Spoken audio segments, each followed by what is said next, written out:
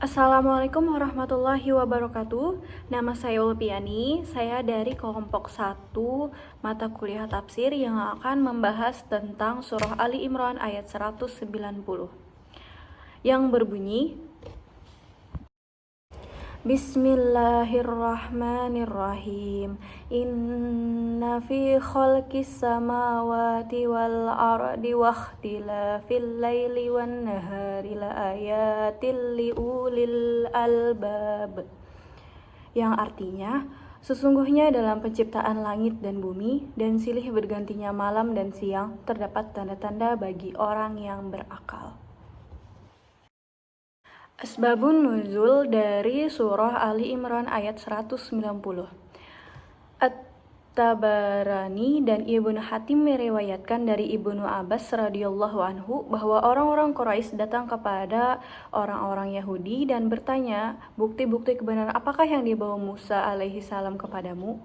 Pertanyaan ini dijawab, tongkat dan tangannya terlihat putih bersinar bagi yang memandangnya. Sesudah itu mereka pergi mendatangi kaum Nasrani dan bertanya, bagaimana halnya Isa? Pertanyaan itu dijawab, Isa menyembuhkan mata yang buta sejak lahir dan penyakit sopak serta menghidupkan orang yang sudah mati.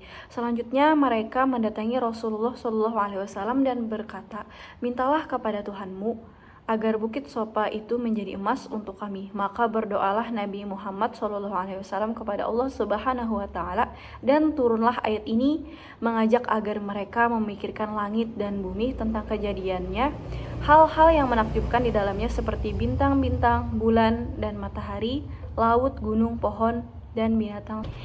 Jadi maksudnya ini adalah Allah itu memberikan peringatan kepada para manusia bahwa mukjizat Allah itu tidak hanya sebatas yang diberikan kepada para nabi dan rasul, tetapi Allah itu juga mempunyai kekuasaan yang sangat luas, seperti kita memikirkan adanya siang dan malam, seperti ada bintang-bintang di langit, pergantian hari.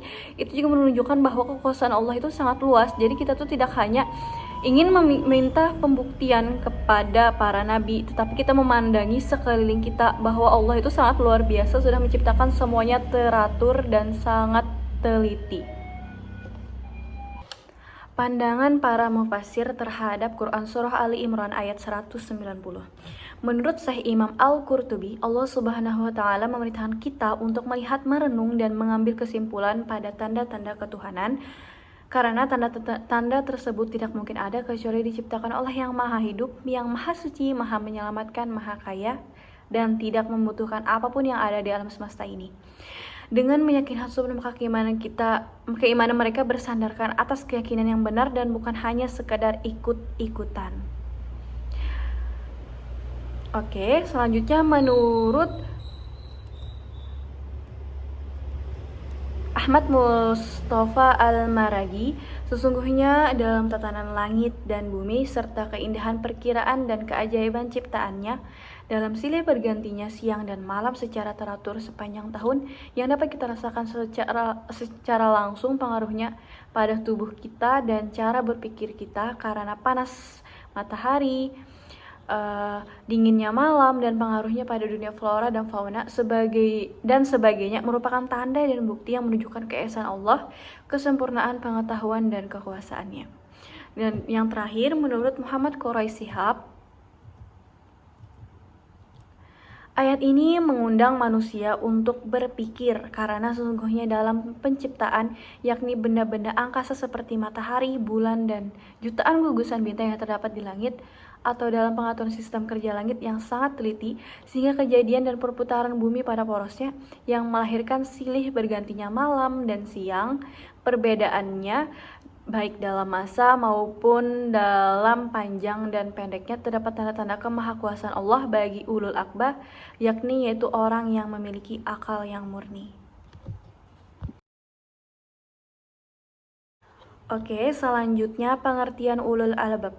Jika ditinjau secara etimologis, kata ulul diterjemahkan dengan yang memiliki, sedangkan kata albab merupakan bentuk plural dari kata al-lub yang berarti saripati sesuatu,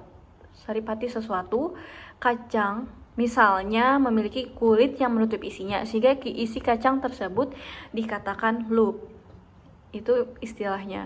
Nah, kata ulul albab dalam Al-Quran tergantung dalam penggunaannya, bisa memiliki berbagai arti. Menurut Hanae Kasis dalam Concordance of the Quran, kata ini bisa memiliki beberapa arti. Yang pertama adalah orang yang memiliki pemikiran yang luas atau mendalam. Yang kedua adalah orang yang memiliki perasaan heart yang peka, sensitif atau yang halus perasaannya. Yang ketiga adalah orang yang memiliki daya pikir yang tajam dan kuat. Yang keempat adalah orang yang memiliki pandangan alam atau wawasan yang mendalam dan menukik. Yang kelima adalah orang yang memiliki pengertian yang akurat, tepat, dan luas. Dan yang keenam adalah orang yang memiliki kebijakan yang mendekati kebenaran dan pertimbangan-pertimbangan yang terbuka dan adil.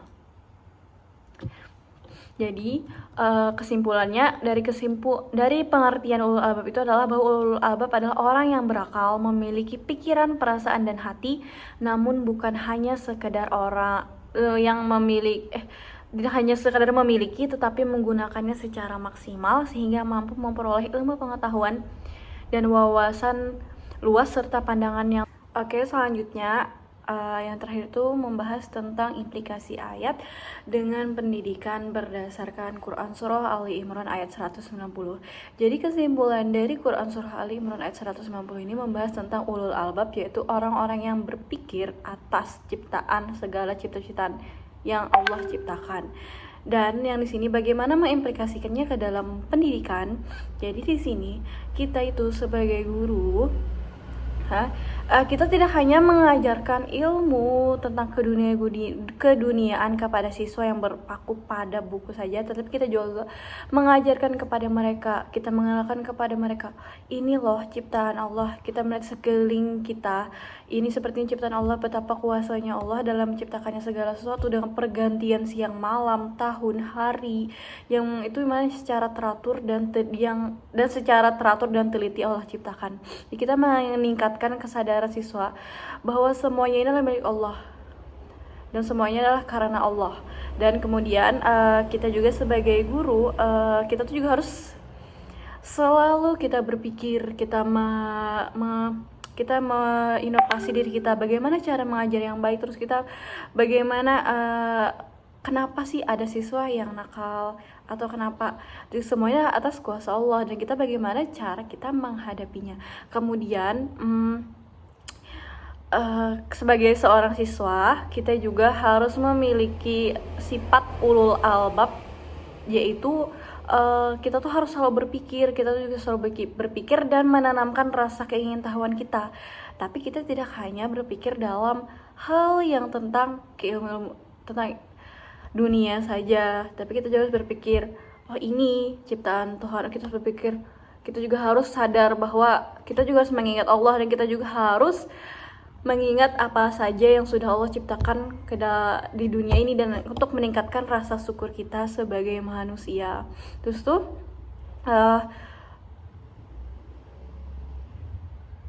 kita tuh juga harus menumbuhkan rasa keingintahuan kita. Jadi kita tuh seakan-akan kita tuh harus haus akan ilmu, dan kita akan berpikir. Nah, dan kemudian kita juga akan berpikir, misalnya kita ada fenomena alam seperti banjir. Nah, itu pasti ada sesuatu yang pastinya ke atas kuasa Allah, dan itu adalah biasanya kayak gitu tuh perbuatan dari manusianya sendiri yang menyebabkan hal-hal tersebut. Oke, itu saja dari saya. Mohon maaf atas kekurangannya. Assalamualaikum warahmatullahi wabarakatuh.